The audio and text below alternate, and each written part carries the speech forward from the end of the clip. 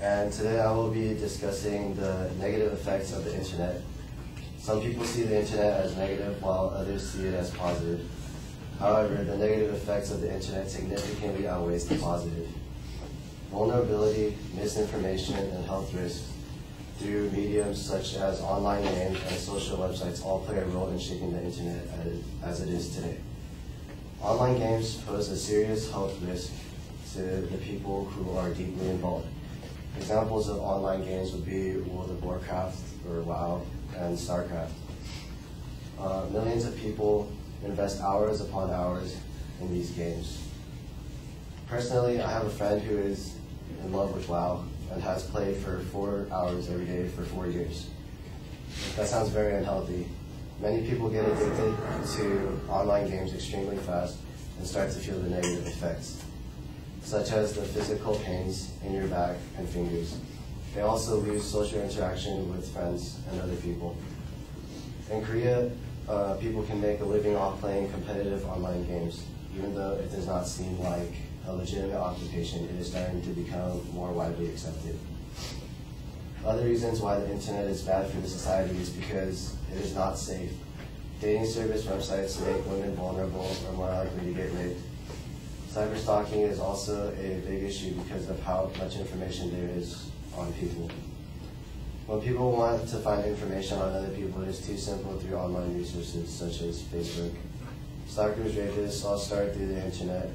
Most of us have heard the scenario where an older male meets up with a younger woman for the first time after talking to her for a long period of time through the internet, and then the woman gets raped or abused.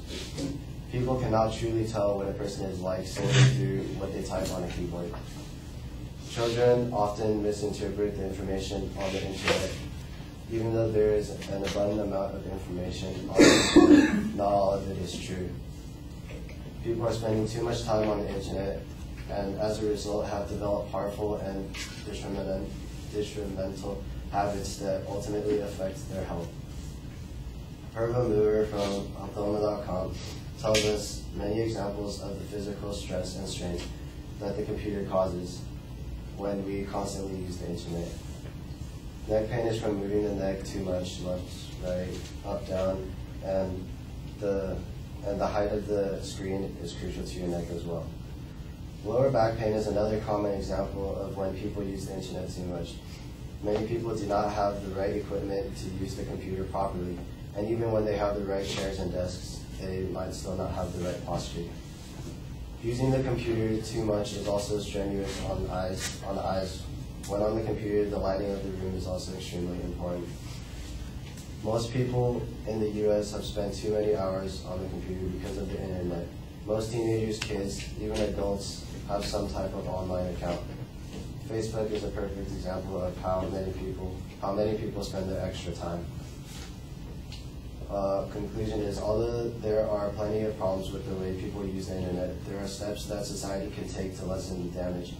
Some of the ways would be to play on the internet less and go outside on the playground more often. Now, in this technological age, it is more important than ever to reduce the effects of the internet. If the society does not counteract the negative effects now, the future will look even more bleak and dangerous.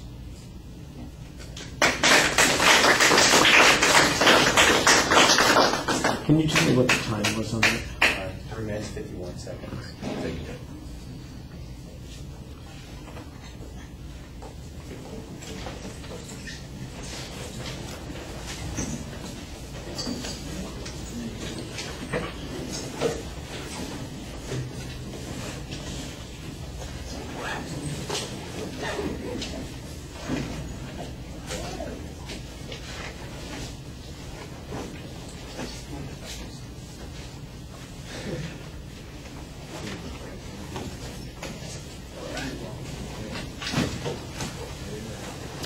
All right, well, your point of view is relatively clear. You do set up some structure for the speech. I'm not sure that there's a lot of controversy on a couple of the points. There's no dispute that some people use the internet in ways that are inappropriate. The question is it something that they can't control? Is it going to get to be a worse problem? How significant are the problems going to be? Are we failing to act here?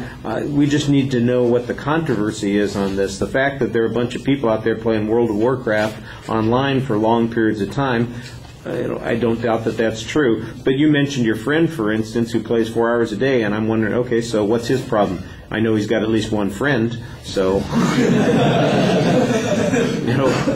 what's so bad about this? And so you've got the example, but there's not really much inference being made on that particular point. And then the rest of it, you're going to get a sore neck, you're going to be sitting bad, it's bad for your posture, so on and so forth. That just sounds like it's a problem that's related less to the internet and more to people who don't have the smarts to get up every once in a while and get absorbed. Now, if you're saying there's something addictive about what's going on online and that people can't control themselves when they're playing these games, or they get involved in working online and they don't have break time built in because they're uninformed, then there's maybe some controversy on those particular points. The stuff about the stalkers and that sort of thing, and the child molesters being there, there's no doubt that that occurs online. However, have we had substantially greater numbers of cases of that kind of behavior since wide access to the internet has existed? Have we had a greater number of those kinds of events or situations? That would be something that would at least connect it to the internet, and I don't really get any information like that. There's a lot of stuff in your speech that it might be this or it might be that, and here's a hypothetical, but I didn't get any authorities who have done research on this suggesting that this is a problem. I get some vague descriptions of some physical maladies that might be coming along, and I tell you what, the delivery is really problematic. You sound like you're reading the whole time, and you sound unfamiliar with your own words in a couple of places, so it just seems like it's a little underwhelming as an argument. It sounds like it's outlining an issue that could be an argument, but it hasn't developed it yet. All right, thank you. Your question. I'm sorry.